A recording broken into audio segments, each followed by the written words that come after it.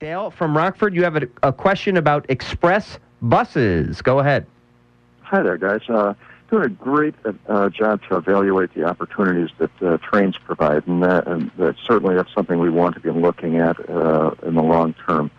But, every day people have a need to get towards Chicago, and the express buses going down our nicely rehabbed interstate between here and Elgin, where they could get off at the Big Timber location to catch an express train to downtown, or use an Uber to get to a business in Schaumburg, perhaps. Who knows? But anyway, I haven't heard any discussion of other alternatives besides trains. So Dale, thank you for your question, Mayor Morrissey. It's a great question. I sat on a advisory board as the tollway was developing its plan for the expansion, which has now been completed between Rockford and Elgin. And one of the things we talked about was just that, the ability to run express buses.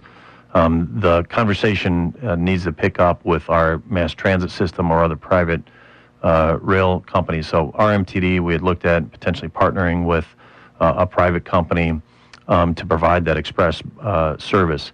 What the tollway would have to do and what we'd be asking them to do, anybody could start running buses like we have buses right now, which run from Rockford to Chicago. The idea is to have an identified express lane so that there's advantages from riding the express lane from a traffic flow standpoint, from a congestion standpoint. So I expect that I frankly don't recall where the tollway authority is in terms of identifying or labeling the specifically express lanes and the rules around it. That's certainly something that I'll follow up with. But with regard to our RMTD, our goal has been building for the last couple of years to see RMTD become a much more empowered regional transportation facility, so that we can look at those types of opportunities for express bus, or look at opportunities down the road for commuter rail management.